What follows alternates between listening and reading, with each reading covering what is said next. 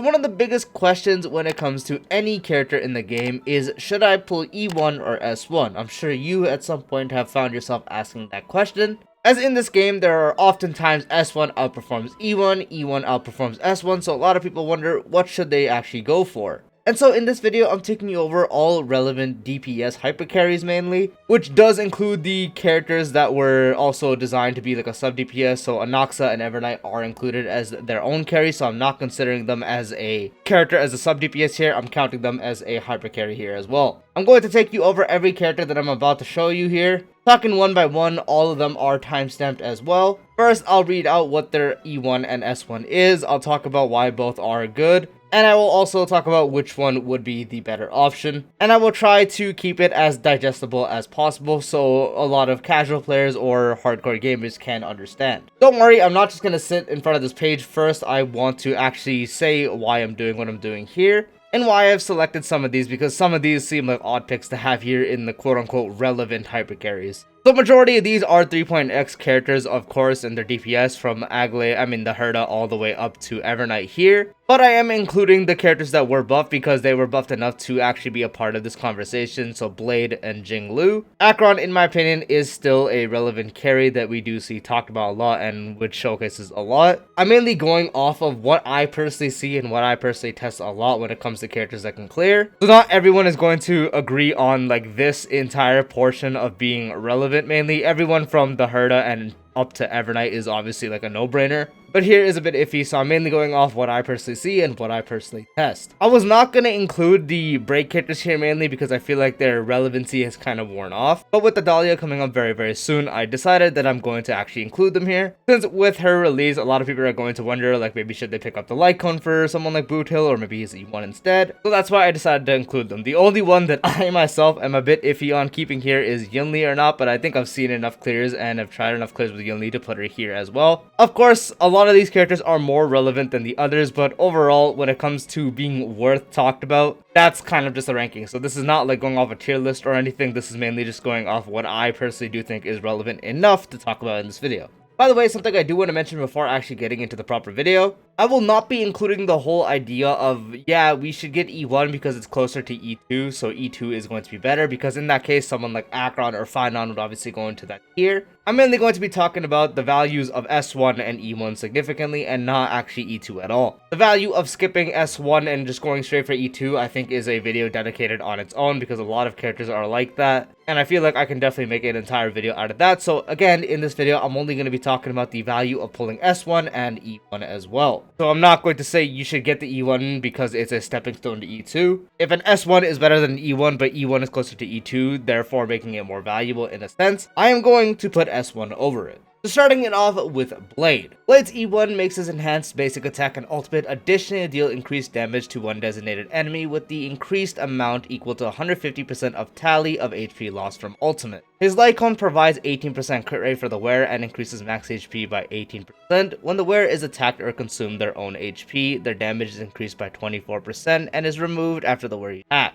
Blade's most consistent damage does come off his enhanced basic attack as you are using it more, and you'll see it more than anything else. So the E1 directly increasing that more than his S1 is also very nice, because it is also based off the tally of HP lost from ultimate, which is also a big function of Blade's kit. Now, in addition to that, having E1 is going to further enhance the damage of his enhanced basic attack and also the ultimate itself. Flip side, his Lycon does increase his max HP and also his crit rate, so it gives him more damage by just increasing his max HP since he's HP scaling, and also increases his crit rate to make him easier to build. On top of that, it is practically a free 24% increase to damage since Blade is either constantly getting hit or constantly consuming his own HP every time he does attack. Overall, the better winner here does go to the E1, as it is going to provide you a bigger damage increase overall than his actual Lycon, providing the fact that you are able to make up for the crit rate through his own relics. Since the max HP increase is nice and the damage is also slightly nice as well, but they're not something crazy and they're not giving you a big thing such as defense ignore, a higher case of damage, so on and so forth. It's providing you relatively basic things as it is a 1.x Lycon, so it is relatively basic. So while it still is his best in slot, it's a lot easier to replace that and is also just overall worse than getting his E1 value, as his E1 value makes him significantly stronger. As I mentioned, a lot of his kit is revolved around the tally of HP loss. So now playing around the basic kit is additionally going to increase the actual damage of his enhanced basic attack and also ultimate. So it really just is a free overall damage upgrade. So it is overall a free damage upgrade that does outperform his Lycone, especially since he does also have the Ninja Record Sound Hunt Lycone, which can perform relatively similarly to his actual signature, overall making E1 a closer and better value,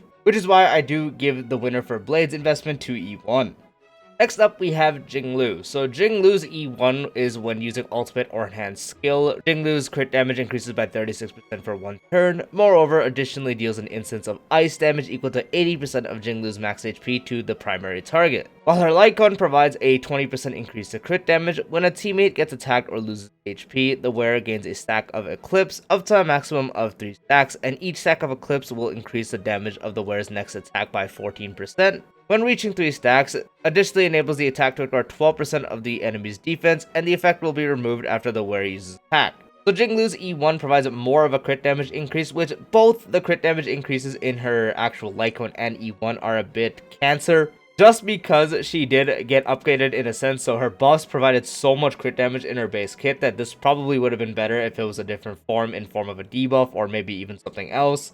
They really just went a route that gave her a bunch of crit damage, so the E1 does provide more crit damage, so that does make that value better. And on the flip side, it does significantly help her damage with the additional instance of ice damage based off her max HP to the primary target. So the primary target you attack is going to take significantly more damage. Her Lycone, as I mentioned, provides less crit damage and also gives you a way to increase damage up to a total of 42%. And reaching max stacks provides 12% defense ignore. So the way to stack it is by getting attacked or losing HP, which she is able to do since she does drain everyone's HP at once with an attack. It only really had downtime when you did exit the state or when you started, so you couldn't like really go crazy. But nowadays, the actual effects of this Lycone isn't that good, and funny enough, her best in slot is not even her signature anymore.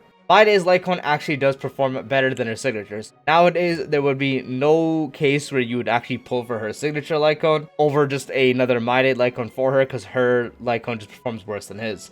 So for that reason alone, E1 is going to get the winner here, especially since that extra instance of ice damage is just a free extra damage to that primary target, and just being ice damage based off 80% of her max HP just as a free instance of attack every time you do attack, it's something that will definitely be felt, so your damage is going to significantly increase. So in something like single target scenarios, it helps a lot. She's mainly always blast, so in blast cases it also is felt since you always have a primary target, so it really just is extra damage to that enemy that you are attacking in the form of an extra instance rather than just getting a bunch of buffs that she might not need, especially if it was more crit damage because she already gets so much. So overall for Jingliu, the winner does go to E1 as well. Next up is Acheron. So Acheron will have an increased 18% crit rate when dealing damage to debuff enemies. Her Lycone provides 36% crit damage when the wearer hits an enemy target, inflicts Mirage Fizzle on the enemy lasting for a turn. Each time the wearer attacks, this effect can only trigger one time on each target. Wearer deals 24% increased damage to targets inflicted with a Mirage Fizzle, and damage dealt by ultimate additionally increases by 24%. Just from wording alone, this is no competition. Her signature Lycone is still her best in slot and is significantly better than her E1. Her E1, especially to nowadays standards, is really bad. It's just 80% crit rate. Yes, that's a good amount of crit rate, but you can offset that by just having better relic rolls. One of the planets she runs is frequently also something like Izumo, which also provides 12% crit rate, which can help you a lot in battle. On the flip side, her Lycone gives 36% crit damage, which is a good amount of crit damage. Gives her access to a proper debuff, so she's able to get more stacks for her ultimate, especially when you're using basic attack as well, if in a case where you don't have skill points. So that extra debuff is significantly impactful to her playstyle of needing to apply debuffs. And attacking Mirage Fizzle will make her do 24% increased damage to that target, and also an additional 24% when doing ultimate damage, which is practically all of her damage. While her skill does do good damage, her ultimate is probably 90% of her damage. This Lycone just provides you so much more increased damage, crit damage, and also a debuff for an extra stack when you are attacking with Acheron, which just makes it significantly more valuable than her E1. So for Acheron, it's no-brainer S1.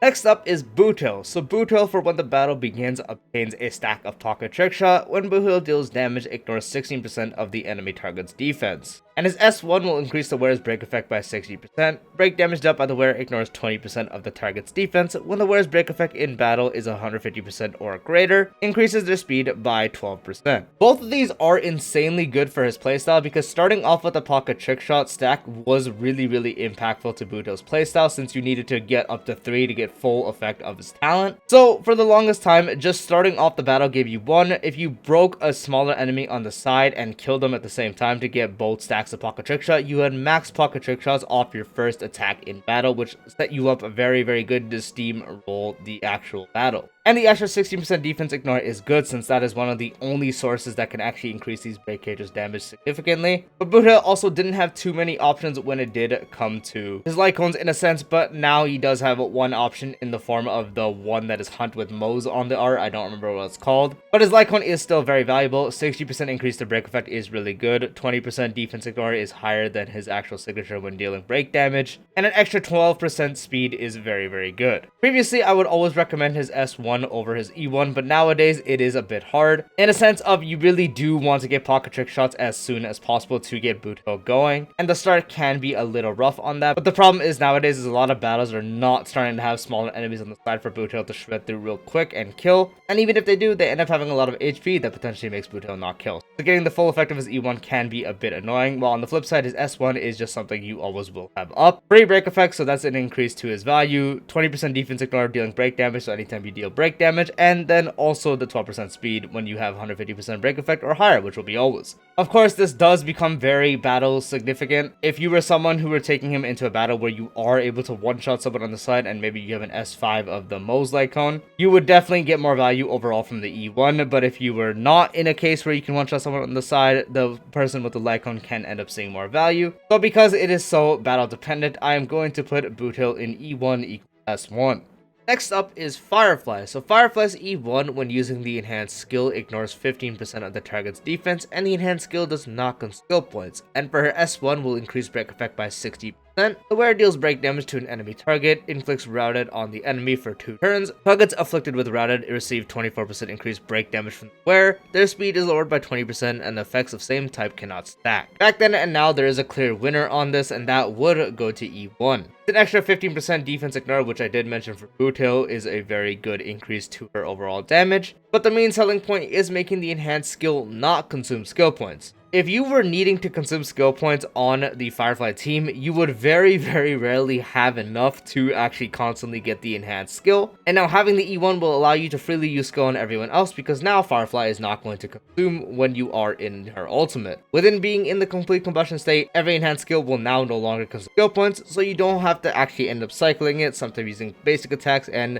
losing out on significant damage output. Her Lycone still isn't like the greatest. 60% break effect is good and 24% increased break damage is fine. 20% speed lower is, however, pretty nice, especially on sustainless break teams where you do want them to attack less so you can take less damage. And with less speed, they can act slower, which would allow you to do more break damage quicker and more often. But still, overall, her Lycone isn't like an insane upgrade. Having it now would definitely help her overall as opposed to running the Follow the Aeon Lycone, which is like the next best option to use. But still, it's not like a significant value, and her E1 still definitely does hold value for the sole purpose of making her no longer consume skill points, because that is very important on the team. And also the 15% defense ignore is very valuable. And so for Firefly, I still would give the winner to E1.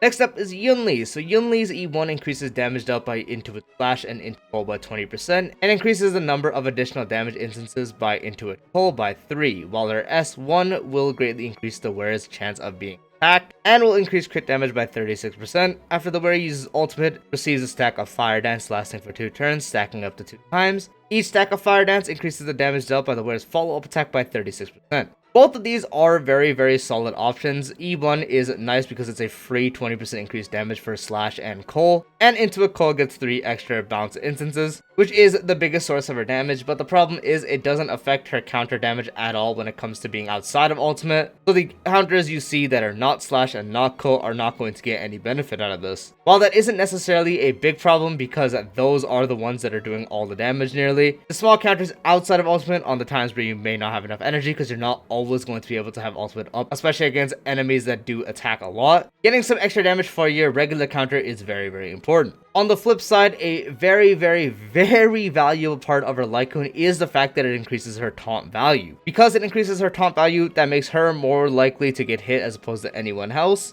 So as long as you don't have Tingyun on your team to actually take away all the taunt regardless of whatever you run, she is mostly always going to be the one to get hit, which will always allow her to get counters off, which is going to further increase the damage she does throughout the battle. While the Lycone will increase all her sources of damage, so slash, cull, and also her regular counters, and also her skill. 36% crit damage will increase anytime she does crit, so anytime you will crit, you will do more damage. Fire Dance is very easy to stack up because all of her counters are considered follow-up attacks, so you really just need to get 2 counters off. Having both of them off give you up to an increase of 72% to her follow-up attack damage, so that's regular counter, you're into its slash counter, and into a cull counter. All of them receive an upgrade, so overall her Lycone is just better value. While her E1 might make her into a cull do more damage, it doesn't really impact so much on everything else, and you would like to see the skill do some solid damage. Her regular counters, as I mentioned, add up throughout the battle, and her Lycone is going to increase all her forms of counters and also a bit of her skill damage as well, while also simultaneously giving her an increased chance to being attacked, which is very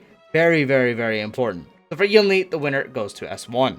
Next up is Feixiao. So Feixiao's E1 will be after launching Bolt Thunder Blitz or War Axe Skyward. Additionally increases the ultimate damage dealt by Feixiao by an amount equal to 10% of the original damage, stacking up to 5 times and lasting until the end of the ultimate action. Her S1 increases the wearer's crit rate by 15%. When the wearer launches a follow-up attack, gains a stack of Lumen Flux, stacking up to 2 times. Each stack of Lumen Flux enables the damage dealt by the wearer's ultimate to ignore 27% of the target's defense. When the wearer's turn ends, it removes the stack of Lumen Flux. Both of these are actually marginally close to each other still. Assuming you have a Lycone that functions well on someone like Feixiao, so like Topaz's Lycone, Ratio's Lycone, or even the free-to-play Lycone, being the one from the Herta shop, which definitely allows you to build a lot more crit damage and attack percent and so on. E1 has a slight better increase overall percentage. As every ultimate, you are ramping up more original damage that stacks up over and over and would end at the end anyways, where all her damage really just follow-up attack, while on the flip side, her Lycone makes her easier to build with crit rate, and a very easy requirement of stacking up Looming Flux, which is just going to be something you get regardless. Launches so many follow-up attacks on that follow-up team, so it's not really a problem, which will practically make every ultimate you do have ignore 56% of the enemy target's defense. So both of these are not really requiring a specific playstyle either, they both just function the same, you'd play her as you play her anytime. So it does eventually come up to personal preference and what you do have when it comes to Feixiao's options. So if your next best option would be like a 4-star on her, in that case you would want to get her signature Lycone, while if you have a 5-star option such as Ratio's Lycone on her, you can pull for her E1 instead for a similar increase to overall value. So for Feixiao, I'm putting her in the E1 equal S1 category. Next up is Rappa. So Rappa's E1 during the Seal Form state entered by the ultimate, the damage dealt by Rappa ignores 15% of the target's defense, and after exiting Seal Form state regenerates 20 energy. Her E1 increases the wearer's break effect by 60%. When entering battle, immediately regenerates 30 energy. After the wearer uses ultimate, obtains Raiton. After using 2 basic attacks, advances the wearer's action by 50% and removes Raiton. After the wearer uses ultimate, resets Raiton. So both of these are nice. Once again, as I've already mentioned with the break characters, E1 providing 15% defense ignore is overall good for her damage. And anytime you exit the Seal Form state, will now regenerate 20 energy, which is going to help you get her ultimate back even quicker. Although her Lycone is just very powerful, especially because of the 50% action advance that it does provide. On a team with Ruan Mei, you need roughly about 157.1 speed with her signature Lycone to get all 3 enhanced basic attacks within the first cycle of MLC, which is very strong. The extra 30 energy upon entering battle is also very nice, and the 60% break effect for free is very nice as well. So while the E1 is strong, the fact that the S1 allows you to get all 3 enhanced basic attacks within the first actual MLC cycle when having enough speed built, and making it significantly easier to do and also just significantly better than every other option, is why I do think it wins, and is why I also give Rappa the S1 over E1 ranking. Next up is the Herta. So the Herta's E1, when the enhanced skill calculates the number of interpretation stacks. Additionally, it counts 50% of the number of interpretation stacks on the one target with the most stacks among the primary target and adjacent targets. When interpretation is reset by the enhanced skill, the stack number is reset to 15 instead. Her S1 increases the wearer's crit rate by 12%. When the wearer uses ultimate, increases the wearer's skill and ultimate damage by 60% for 3 turns. After the wearer uses their ultimate, if ultimate consumes 140 or more energy, recovers a skill point. Both of these values of investment are actually relatively close to each other. E1 is really valuable because it gets you a lot closer to getting a higher number of interpretation stacks on one target with the most. So it's especially great against enemies with like a lower HP pool, so like maybe there's multiple waves, such as the beginning of Pure Fiction and such. And on top of that, now resetting will reset to 15 stacks instead, so you're not starting at the very bottom, which is also really good for ramp up time. On the flip side, the Lycan provides 12% crit rate, which is really good for building here since you want to get to 100% crit rate, a massive 60% increase to skill and ultimate damage, and especially the extra skill point you will now recover when using her ultimate. Herta constantly uses SP and you always want the skill, you practically never want a basic attack, and in short can make it a bit iffy when you do have skill points, which of course depends on how you play and depends on the team you're running. So if you're running her alongside someone like Jade, that's not going to be too much of a problem because that Air Edition character doesn't need to consume skill points besides the one, and also depends on the supports. So in a case where you do have a Lycan that's really good and you don't have problem with skill points, then of course her E1 ends up outperforming. But if you're someone who doesn't have too many Air Edition options and then you do need to get the skill point problem checked, then of course her S1 has more value. When it comes to pure output, E1 does edge out by a little bit, but overall I'm going to put her in E1 equal S1 because both of them have their uses where one can be better than the other.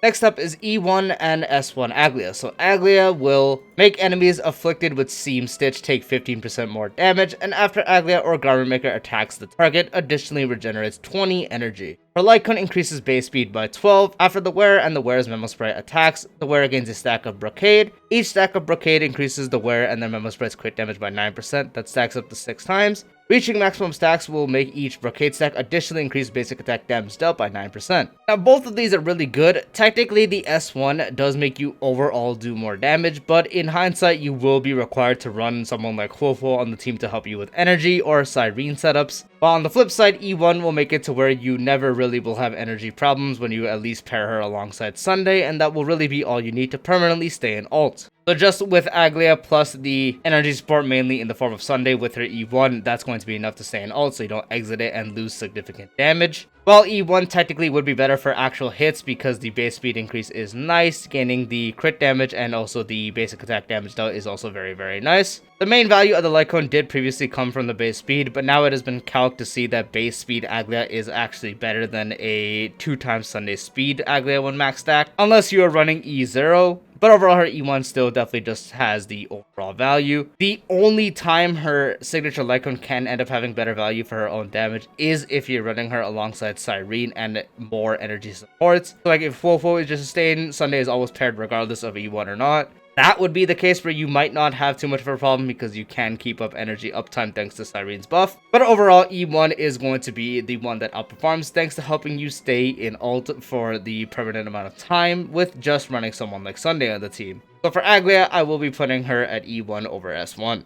Next up is Mydei, which Mydei's E1 increases the damage multiplier dealt by Godslayer Be God to the primary target by 30%. This ability now deals to all enemies imaginary damage equal to the damage multiplier dealt to the primary target. His Lycan increases the wearer's max HP by 18% and incoming healing by 20%. When using skill or ultimate, consumes HP equal to 6% of the wearer's max HP and increases damage dealt by this attack by 30%. If the effect's consumed HP is greater than 500, damage additionally increases by 30%. So originally, S1 was always better, especially with the quality of life of more HP drainage, but now there is a specific case where E1 can actually be better. With the release of Cyrene and being able to spam Godslayer Be God from Mydei with Cyrene's buff, if you're running the team of Mydei plus Tribi plus Cyrene plus Hysilens to get better charges for Cyrene to constantly be giving to Mydei to get multiple Godslayer Be Gods, the main selling point of the Lycan does remove its value because on that team you're not really looking to get Mydei to 150 charge to launch Godslayer Be God, and rather now Cyrene's buff to actually give him Godslayer. But of course, to run the team you would need Cyrene herself and also Hysilens. That is the only team where actually the E1 ends up being a overall better investment. Any team combination otherwise where you're not running Cyrene, because not running Cyrene with Hysilens makes her charge too slow on the team and makes it overall worth it. In any other case, S1 does end up being better. The max HP increase is really good. Incoming healing depends on if you're doing sustainless or not, since Mydei does a lot. All his damage comes off using skill, since all of his enhanced skills, his regular skill is all the ones that are going to be consuming HP constantly, and so does his ultimate, which also restores some HP. And a well-built Mydei will always consume over 500, so giving you up to a 30% increase for every attack you are dealing from the enhanced skill. So the King Serbi King, God Slurpee God, and also his ultimate. So that's why overall the Lycone has significant more value over his E1, while his E1 is really good in fixing his main problem of having God Slurp not be fully AoE. Overall, I do think S1 still has more value on him because of the quality of life, the extra stuff it does give to make him overall do more damage, because the damage percent increases on this Lycone is also very good since Mydei's damage percentage buffs are not too big. So overall, with what the Lycone provides, especially with the quality of life for more consumption of HP, any non-Cyrene plus Hyacine team is going to make his S1 more valuable, but only on the Cyrene plus Hyacine team with Mydei makes his E1 end up being more valuable. So for simplicity's sake and overall team building sake, I'm going to put his S1 over E1. Next up is Castorice. For Castorice's E1, when the enemy target's current HP is 80%/50% of the max HP or lower, the damage dealt to it by Boneclaw, Doomsdrake, Embrace, Claw splits the Veil, and Breath scorches the Shadow, and Wing sweep the Ruins is 120%/140% of the original damage respectively, while her S1 will increase the wearer's max HP by 30%. When the wearer or their Memo Sprite loses HP during their own turn, the wearer gains Death Flower, which will make Death Flower allow the wearer and their Memo Sprite to ignore 30% of the target's defense when dealing damage for 2 turns. When the wearer's Memo Sprite disappears, advances the wearer's action by 12% and can only trigger 1 time, and the trigger count resets when the wearer uses their ultimate. E1 is really nice, as an original damage increase on no matter what the character is, as long as they're doing good damage, is going to be a damage jump you do feel. So the less HP the enemies have, the more damage Castorice and her dragon will be doing. But on the flip side, her Lycone just provides so much. A max HP increase, also having really good base HP, so just a big increase to overall damage. 30% defense ignore from Castorice and the Memo Sprite, so the dragon in this case is just also really good. And also a 12% action advance when the Memo Sprite disappears, which is Castorice's whole playstyle, and you need to use the ultimate to summon it anyway, so it's going to be a constant recycle effect, which can either help you act quicker or potentially even grant you an additional turn depending on what you are doing. The Lycone just provides so much. So while the E1 does provide a good damage increase, overall the Lycone provides a better one. So again, while both provide a big damage increase, overall S1 does provide a better one, so for Castorice, S1 over E1. Now for Anaxa. Anaxa's E1 after using the skill for the first time recovers a skill point. When using skill to hit enemy targets, decreases the target's defense by 16% for 2 turns, and his S1 when the wearer's turn starts regenerates 10 energy. If the enemy target has a weakness implanted by the wearer, increases the wearer's damage dealt to it by 60%. When an enemy target gets attacked by the wearer decreases the target's defense by 12% for 2 turns, and the same types of effects cannot stack. So Anaxa's E1 is really mediocre. It's just an extra skill point for the first use of a skill, which can be helpful early on, but not really even. Also, by the way, again, I'm looking at this as a pure main carry perspective, and also provides 16% defense shred, which is good for his playstyle, but overall just not like that valuable. His S1 is nice, 10 energy can be good, and in some cases can help you get ult in places where you wouldn't previously, but as a main DPS, especially in like a -1 setup, often you'll get enough energy to actually ult regardless. So the extra energy that you regenerate isn't too valuable, but it does also provide 60% damage dealt when implanting a weakness for the wearer, so he kind of does that at all times. He implants every single weakness. So it's a free 60% damage dealt to anyone that has a weakness planted by him, which will be practically everyone, and also has a defense shred in the form of 12% for 2 turns. So it's 4% less shred than his actual E1, while at the same side having 60% damage dealt increase and also 10 energy if that matters. I don't gotta elaborate on this one. S1 is very much clearly better, and so for Anaxa, S1 over E1. Next up is Phainon. So Phainon's E1, the base speed inheritance ratio for Khazlana's extra turn increases 66%. For every enemy target defeated in one battle, additionally increases this ratio by 1.5% up to a maximum of 84%. When using ultimate, increases crit damage by 50% for 3 turns. S1 increases the wearer's base speed by 12. When dealing damage, ignores 18% of the target's defense. After wearer uses ultimate, gains Blazing Sun, which is removed at the start of the turn, while holding Blazing Sun increases the wearer's damage by 60%. So both of these are good to help squeeze in getting more turns quicker when it comes to being in his ultimate with all the extra turns. E1 will increase the actual base speed inheritance ratio for the extra turns for every one you do defeat, while the Lycone just straight up provides you extra base speed, which the extra turns all scale only off base speed, so that's why it's very impactful. The E1 provides 50% increase to crit damage, while the actual S1 provides 12% defense ignore and also 60% damage dealt. while the S1 provides 18% defense ignore and also 60% damage dealt, which both are effectively used by him because when you go into his ultimate, all his turns are considered extra turns, so the actual turn limit doesn't apply to him. Overall, to yield better results, S1 does outperform E1. Phainon is the prime example of one of the characters that you would get E1 to go to E2 for, but again, as I mentioned, I'm not going to discuss that in this video, and that's for a later video potentially. And when it comes up here, either E1S0 and E0S1 placements, E0S1 Phainon, so his Lycone ends up being a better investment for overall performance. The extra defense ignore is very nice, 60% damage dealt overall will make it outperform. And defeating a bunch of enemies, the only place you'll really see that E1 speed increase difference is going to be in something like Pure Fiction, where they're constantly spamming enemies at you, while the Lycone provides 12 base speed, where you get to just see it for free right away. So for Phainon, I'm putting S1 over E1. For Saber, her E1 increases ultimate damage dealt by Saber by 60%. After Saber uses basic attack or skill, gains a core resonance. Her S1 increases the wearer's crit damage by 36%.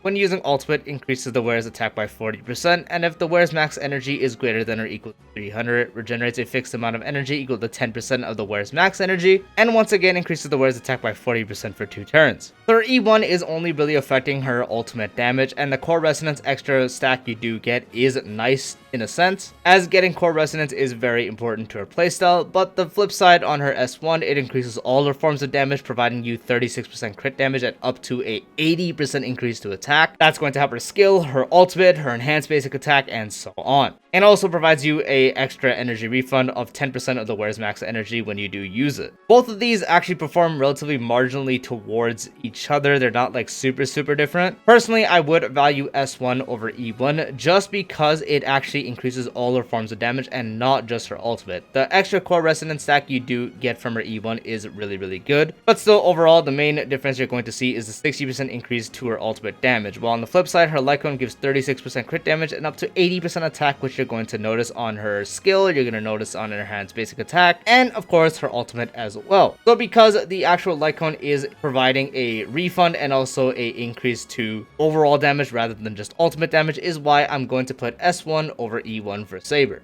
Next up is Archer. So Archer's E1 after using skill 3 times within a turn recovers 2 skill points for allies. His S1 increases the wearer's crit rate by 16%. When entering combat, if allies' skill point limit is 6 or higher, increases the wearer's attack by 40%. After each use of the wearer's skill, increases the wearer's attack by 10% up to 4 times. Both of these are also good, but the E1 quality of life of the extra 2 skill points giving you an extra free shot is just too valuable. While the Lycone is nice, providing 16% crit rate, with him you want to get to 100% as well. He's also able to activate the effect as he overcaps skill points and will provide him up to an 80% increase to attack, and you constantly are firing arrow shots in his turn within the single turn, so you can get up to 80%, but without the E1 it's a lot harder to manage his skill points. And now with E1, every time you launch 3 you get a free skill back, so when consuming 6 skill points for 3 shots, you're actually consuming 4. So you can shoot 5 for the price of 4, or 4 for the price of 3, or 3 for the price of 2, and so on, which is just really good in especially multi-target scenarios, especially when you need to wiggle down a enemy that might not have too much HP left. It's just so valuable, and getting the extra shot in is going to be better than making the actual shots do slightly more damage than they would from having a signature as opposed to another option. So E1 for Archer is just significantly better just because of that extra 2 skill points. It makes his rotations better, it makes playing him better, and that extra shot for skill point management is just so good. Because of that, for Archer, I'm putting E1 over S1.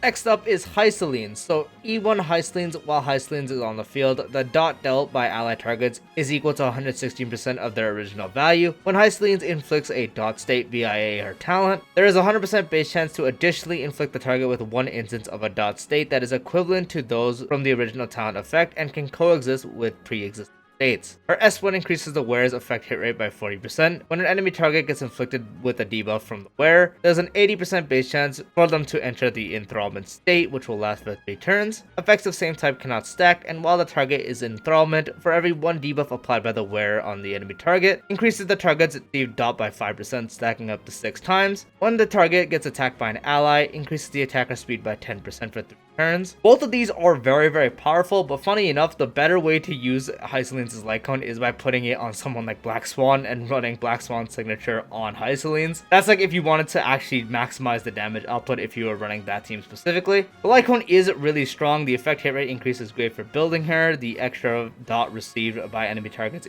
good, and 10% speed is great on the dot team, but it's not anything that you can't make up from since dot characters are always built fast. So proper dot characters, sometimes the extra speed percentage is mainly just wiggle room for you to hit breakpoints that you wouldn't normally, but in most cases you can just offset that by having a better piece. And then her E1 is just too valuable. Her E1 is just significantly stronger. 116% of the original value for the dot states applied onto enemies. That alone is going to outdo the actual dot received by enemies. And now you can actually apply 2 instances of a dot state with the talent where she's able to apply any dot state when anyone attacks. So now every time you trigger that talent and you apply it there, you can apply another one. So you get 2 for the price of 1. So not only are you making the dot states do 116% of their original value, you're also applying 2 rather than 1, which just makes the damage output of the team significantly higher, and as a role as a dot applicator and also the damage dealer of the team, mainly applying her dots with the help of your team, her E1 is just significantly better. So for Hysilens, it is no doubt that E1 would be the play when you are looking to invest in her. So for Hysilens, I'm putting E1 over S1. Up for the final character, Evernight. When Evernight is on the field, so this is her E1, when she's on the field, if there's 4 or more /3/2/1 enemy targets on the field, ally member sprites deal damage equal to 120/125/130/150% of the original damage respectively. Her S1 increases the wearer's max HP by 30%. When the wearer's member sprite uses an ability, the wearer gains Noctis. While the wearer has Noctis, the damage dealt by all allies member sprites ignores 20% of the target's defense, increases the damage dealt by the wearer and their member sprite by 30%. When the wearer's member sprite disappears, the wearer recovers 8 energy, and effects of same type cannot stack. Once again, I'm looking at this like a main DPS Evernight, so I'm mainly considering her as a primary damage dealer. Both these are very good investments. The E1 also directly fixes her only problem being single target, as now less enemies on the field will make the original damage go up. While Lycon provides a lot of HP and also makes everyone's member sprites, including hers, ignore 20% of the enemy target's defense, also gives Evernight and her member sprite 30% damage dealt, and also 8 energy when the wearer's member sprite disappears, so extra energy to get closer to her ultimate. Theoretically, her Lycon provides a lot more in a sense, with making her better to build, so overall damage, 20% defense ignore is also really good, 30% damage dealt is also good, and 8 energy is really good. Even as a main DPS, I do personally think the E1 is more valuable, because even, let's say you're taking out Castorice in this equation, obviously, so the team would be something like Evernight, Cyrene, and also Hyacinth, those 3 at a base. Last lot depends if you're putting in Chibi, if you're putting in RMC, whoever you're putting there. Both of these actually will increase their damage at the same time, but E1 is just better because now less enemies will make the damage just be higher because it's scaling off original damage now. So as long as you're doing good damage normally, the original damage is going to equate to more damage overall. And as I mentioned, Evernight's only issue really is single target damage, and this E1 is what fixes it. So now with this, assuming you have a solid light cone that is a good alternative, ends up making her only issue solved, and now she really just has no problems. Overall, her Lycon actually does outperform when it comes to like 4 to 5 plus targets, but Evernight in general there doesn't have a problem because her whole kit is AoE based, and her E1 really helps solve that one problem that I did just talk about being single target. So overall, E1 actually does have more value in most cases, just because now it makes her universally good against all enemy target amounts. Whether there's 1, whether there's 3, or whether there's 5, she will always be good on them. And this also directly applies to someone like Cyrene and Hyacinth, who are also doing damage. The less enemies, the more damage they can do, because their damage obviously falls off with less enemies on the field as well. And of course, Evernight directly helps with that to make them do more damage. So overall, E1 is just more value, even though both are really good and one can technically outperform the other. Because of how much the E1 helps Evernight's only problem, I'm going to put E1 over S1 for main DPS Evernight. And that does wrap up the full investment guide video, E1 or S1, taking you over all the relevant carries in the game currently. As we're not getting any more DPS for the 3.x era before we go into 4.0, I wanted to finally make this video as I've been holding off for a little bit. I did want to wait till 4.0 to do it, but I thought it's best to do it now, and maybe I'll update it going forward. I do hope you found this video helpful. If you did, dropping a like would be greatly appreciated. If you're new to the channel or haven't done so already, be sure to subscribe and turn the bell icon for future videos like this, along with all our types of content. Check the description to join the Discord server and check out my second channel, and I'll see you later. Peace out.